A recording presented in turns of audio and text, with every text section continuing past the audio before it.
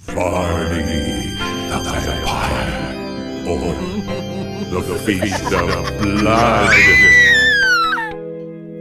Told to you by Edward E. French. Chapter 17. The explanation. The arrival of the Admiral at the house. A scene of confusion and some of its results. So sudden and so utterly unexpected a cry of alarm from Flora at such a time might well have the effect of astonishing the nerves of anyone, and no wonder that Charles was, for a few seconds, absolutely petrified and almost unable to think. Mechanically, then, he turned his eyes towards the door of the summer house, and there he saw a tall, thin man, rather elegantly dressed, whose countenance, certainly, in its wonderful resemblance to the portrait on the panel, might well appall anyone. The stranger stood in the irresolute attitude on the threshold of the summer house of one who did not wish to intrude, but who found it as awkward, if not more so now, to retreat than to advance. Before Charles Holland could summon any words to his aid, or think of freeing himself from the clinging grasp of Flora, which was wound around him, the stranger made a very low and courtly bow, after which he said, in winning accents, "I very much fear that I am an intruder here. Allow me to offer my warmest apologies, and to assure you, sir, and you, madam, that I had no idea anyone was in the arbor. You perceive the rain is falling smartly, and I made towards here, seeing it was likely to shelter me from the shower." These words were spoken in such a plausible and courtly tone of voice that they might well have become any drawing-room in the kingdom. Flora kept her eyes fixed upon him during the utterance of these words, and as she convulsively clutched the arm of Charles, she kept on whispering, "The vampire! The vampire!" "I much fear," added the stranger in the same bland tones, "that I have been the cause of some alarm to the young lady." "Release me," whispered Charles to Flora. "Release me, I will follow him at once." No. Do not leave me, the vampire, the dreadful vampire." "But Flora," "Hush, it speaks again." "Perhaps I ought to account for my appearance in the garden at all," added the insinuating stranger. "The fact is, I came on a visit." Flora shuddered. "To Mr. Henry Bannerworth," continued the stranger, "and finding the garden gate open, I came in without troubling the servants, which I much regret, as I can perceive I have alarmed and annoyed the lady. Madam, pray accept my apologies. In the name of God." "Who are you?" said Charles. "My name is Varney." "Oh, yes. You are Sir Francis Varney, residing close by, who bears a fearful resemblance to—" "Pray go on, sir. I am all attention. To a portrait here." "Indeed. Now I reflect a moment. Mr. Henry Bannerworth did incidentally mention something of the sort. It's a most singular coincidence." The sound of approaching footsteps was now plainly heard, and in a few moments Henry and George, along with Mr. Marchdale, reached the spot. Their appearance showed that they had made haste, and Henry at once exclaimed, "We heard, or fancied we heard, a cry of alarm." "You did hear it," said Charles Holland. "Do you know this gentleman?" "It is Sir Francis Varney." "Indeed." Varney bowed to the newcomers and was altogether as much at his ease as everybody else seemed quite the contrary. Even Charles Holland found the difficulty of going up to such a well-bred, gentlemanly man and saying, "Sir, we believe you to be a vampire, to be almost, if not insurmountable." "I cannot do it," he thought, "but I will watch him." "Take me away," whispered Flora. "'Tis he. Oh, take me away, Charles." "Hush, Flora, hush. You are in some error. The accidental resemblance should not make us be rude to this gentleman." "The vampire! The vampire!" "Are you sure, Flora? Do I know your features? My own? My brother's?" "Do not ask me to doubt. I cannot. I am quite sure. Take me from this hideous presence, Charles." "The young lady, I fear, is very much indisposed," remarked Sir Francis Varney in a sympathetic tone of voice. "If she will accept my arm, I shall esteem it a great honor." "No, no, no, God, no!" cried Flora. "Madam, I will not press you." He bowed, and Charles led Flora from the summer house towards the hall. "Flora," he said, I am bewildered. I do not know what to think. That man most certainly has been fashioned after the portrait which is on the panel in the room you formerly occupied, or it has been painted from him." "He is my midnight visitor," exclaimed Flora. "He is the vampire. This Sir Francis Varney is the vampire. Good God, what can be done?" "I know not. I am nearly distracted." "Be calm, Flora. If this man be really what you name him, we now know from what quarter the mischief comes, which is, at all events, a point gained. Be assured we shall place a watch upon him. Oh, it is terrible to meet him here. And he is so wonderfully anxious, too, to possess the hall. He is. It looks strange, the whole affair. But, Flora, be assured of one thing, and that is of your own safety." "Can I be assured of that?" "Most certainly. Go to your mother now. We are here, you see, fairly within doors. Go to your mother, dear Flora, and keep yourself quiet. I will return to this mysterious man now with a cooler judgment than I left him.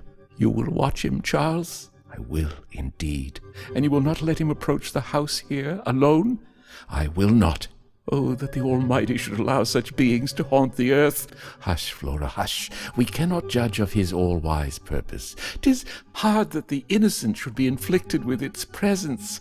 Charles bowed his head in mournful assent.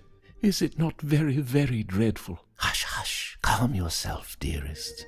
Calm yourself.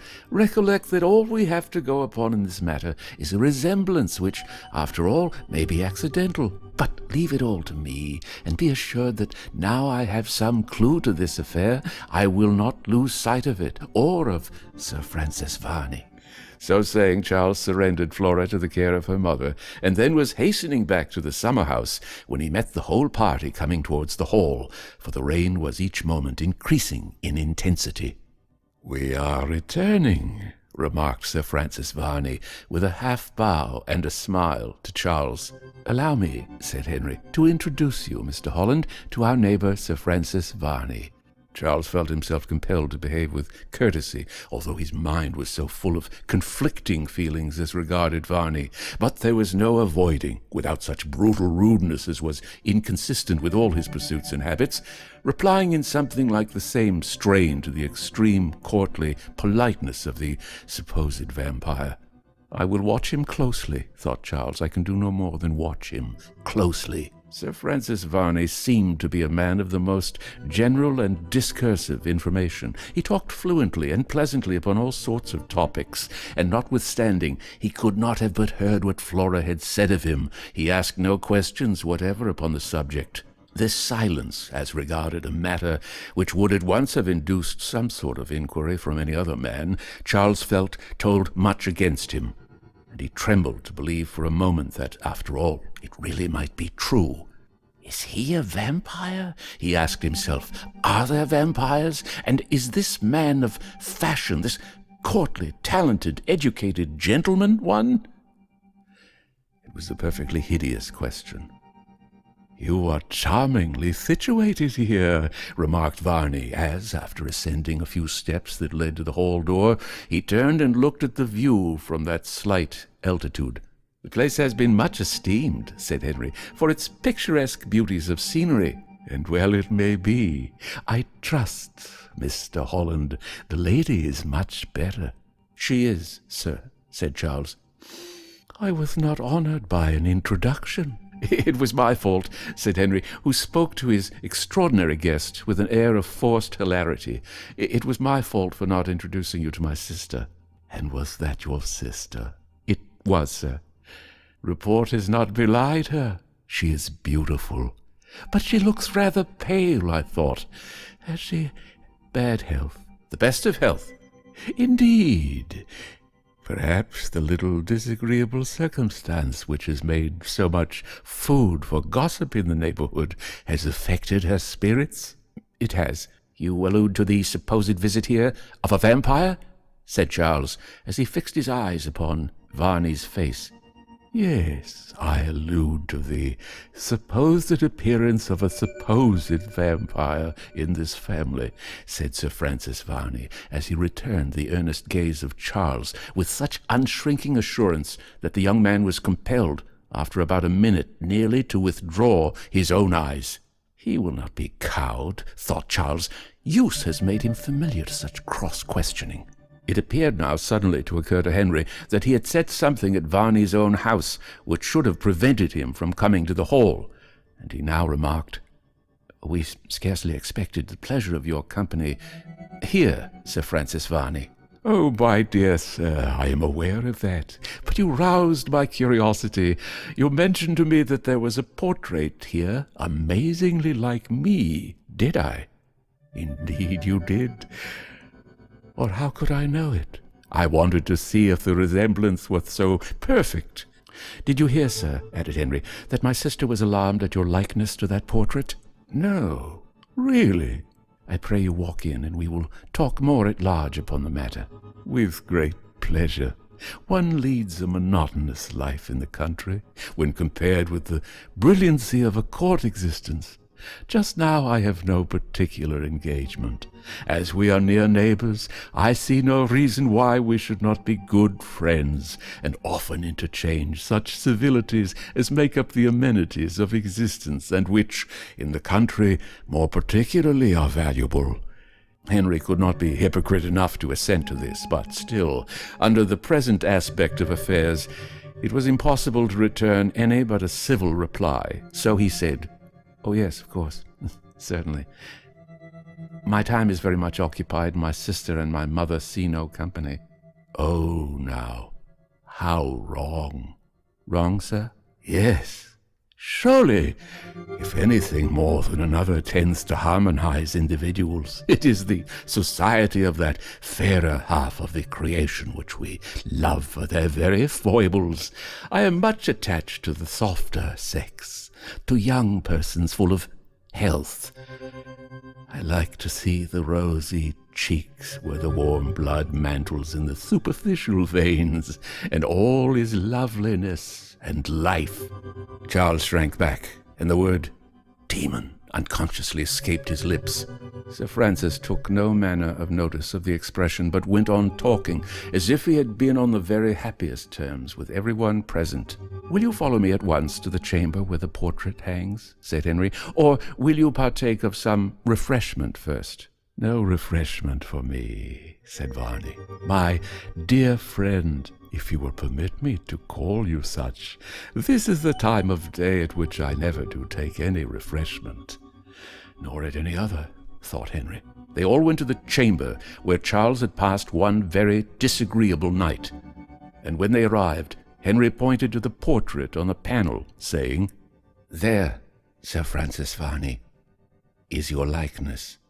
He looked, and having walked up to it in an undertone, rather as if he were conversing with himself than making a remark for anyone else to hear, he said, "It is wonderfully like." "It is indeed," said Charles. "If I stand beside it thus," said Varney, placing himself in a favorable attitude for comparing the two faces, "I dare say you'll be more struck with the likeness than before." So accurate was it now that the same light fell upon his face as that under which the painter had executed the portrait that all started back a step or two. "Some artists," remarked Varney, "have the sense to ask where a portrait is to be hung before they paint it, and then they adapt their lights and shadows to those which would fall upon the original. Were it similarly situated—" "I cannot stand this," said Charles to Henry. "I must question him farther." "As you please, but do not insult him." "I will not. He is beneath my roof now, and after all, it is but a hideous suspicion we have of him. Rely upon me." Charles stepped forward, and once again confronting Varney with an earnest gaze, he said, "Do you know, sir, that Miss Bannerworth declares the vampire she fancies to have visited this chamber to be, in features, the exact counterpart of this portrait?" "Does she indeed?" "She does, indeed." And perhaps then that accounts for her thinking that I am a vampire, because I bear a strong resemblance to the portrait. I should not be surprised, said Charles. How very odd. Very. And yet entertaining. I am rather amused than otherwise. The idea of being a vampire. Ha ha! If ever I go to a masquerade again, I shall certainly assume the character of a vampire. You would do it well. I dare say now I should make quite a sensation. I am certain you would. Do you not think, gentlemen, that Sir Francis Varney would enact the character to the very life? By heavens, he would do it so well that one might, without much difficulty, really imagine him a vampire. Bravo, bravo, said Varney, as he gently folded his hands together, with that genteel applause that may even be indulged in a box at the opera itself. Bravo. I like to see young persons enthusiastic. It looks as if they had some of the real fire of genius in their composition. Bravo, bravo. This was, Charles thought, the very height and acme of impudence. And yet what could he do? What could he say? He was foiled by the downright coolness of Varney. As for Henry, George, and Mr. Marchdale, they had listened to what was passing between Sir Francis and Charles in silence. They feared to diminish the effect of anything Charles might say by adding a word of their own, and, likewise, they did not wish to lose one observation that might come from the lips of Varney. But now Charles appeared to have said all he had to say. He turned to the window and looked out. He seemed like a man who had made up his mind for a time to give up some contest in which he had been engaged. And perhaps not so much did he give it up from any feeling or consciousness of being beaten as from a conviction that it could be more effectually, at some other and far more eligible opportunity, renewed. Varney now addressed Henry, saying, I presume the subject of our conference, when you did me the honor of a call, is no secret to anyone here? None whatever, said Henry. Then perhaps I am too early in asking you if you have made up your mind? I have scarcely, certainly, had time to think. My dear sir, do not let me harry you. I much regret, indeed, the intrusion. You seem anxious to possess the hall, remarked Mr. Marchdale to Varney. I am. Is it new to you? Not quite. I have some boyish recollections connected with this neighborhood, among which Bannerworth Hall stands sufficiently prominent. May I ask how long ago that was? Said Charles Howard, rather abruptly. I do not recollect, my enthusiastic young friend, said Varney. How old are you? Just about 21. You are, then, for your age, quite a model of discretion. It would have been difficult for the most accurate observer of human nature to have decided whether this was said truthfully or ironically, so Charles made no reply to it whatever. I trust, said Henry, we shall induce you, as this is your first visit, Sir Francis Varney, to the hall, to partake of something. Well, a cup of wine is at your service. Henry now led the way to a small parlor, which, although by no means one of the showiest rooms of the house, was, from the care and exquisite carving with which it abounded, much more to the taste of any who possessed an accurate judgment in such works of art. Then wine was ordered, and Charles took an opportunity of whispering to Henry, Notice well if he drinks. I will. Do you see that beneath his coat there is a raised place, as if his arm was bound up? I do. There, then, was where the bullet from the pistol fired by Flora when we were at the church hit him. Hush! For God's sake, hush. You're getting into a dreadful state of excitement, Charles. Hush, hush. And can you blame? No. But what can we do? You are right. Nothing can we do at present. We have a clue now, and it will be our mutual inclination as well as our duty to follow it. Oh, you shall see how calm I will be. For heaven's sake, be so. I have noted that his eyes flash upon yours with no friendly feeling. His friendship were a curse. Hush. He drinks. Watch him. I will. Gentlemen all, said Sir Francis Varney, in such soft, dulcet tones that it was quite a fascination to hear him speak. Gentlemen all, being as I am much delighted with your company, do not accuse me of presumption if I drink now, poor drinker as I am, to our future merry meetings. He raised the wine to his lips and seemed to drink, after which he replaced the glass upon the table. Charles glanced at it. It was still full. You have not drank, Sir Francis Varney, he said.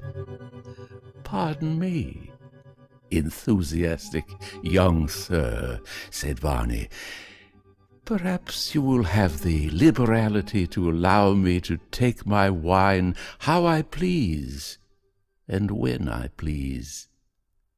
Your glass is full. Well, sir? Will you drink it? Not at any man's bidding, most certainly.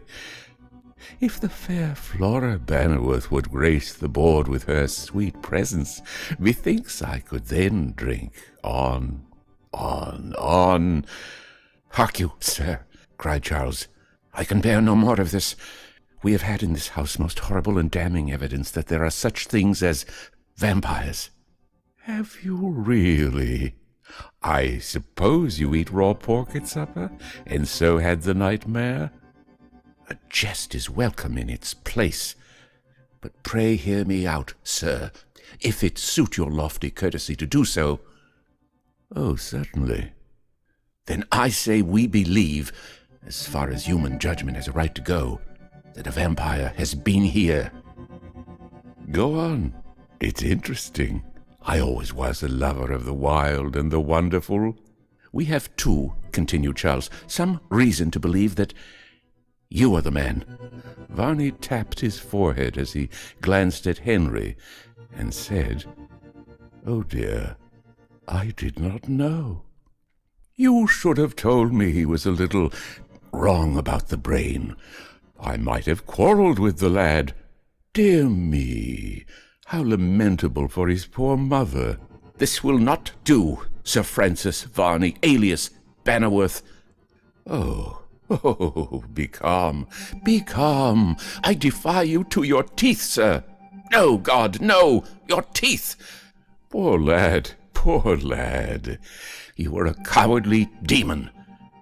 And here I swear to devote myself to your destruction.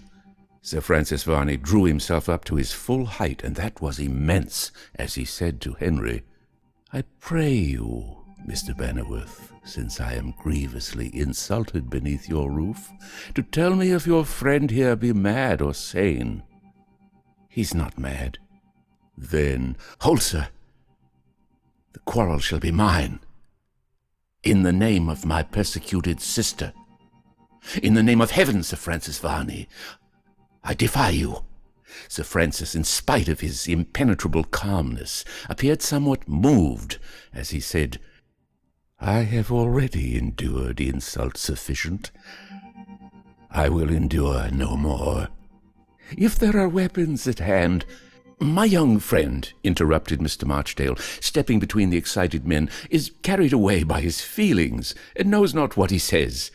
You will look upon it in that light, Sir Francis. We need no interference, exclaimed Varney, his hitherto bland voice changing to one of fury. The hot-blooded fool wishes to fight, and he shall. To the death, to the death. And I say he shall not, exclaimed Marchdale, taking Henry by the arm. George, he added, turning to the young man, assist me in persuading your brother to leave the room. Conceive the agony of your sister and mother if anything should happen to him. Varney smiled with a devilish sneer as he listened to these words, and then he said, As you will. As you will. There will be plenty of time, and perhaps better opportunity. Gentlemen, I bid you good day. And with provoking coolness, He then moved towards the door and quitted the room. "Remain here," said Marchdale. "I will follow him and see that he quits the premises." He did so, and the young men from the window beheld Sir Francis walking slowly across the garden, and then saw Mr. Marchdale follow on his track.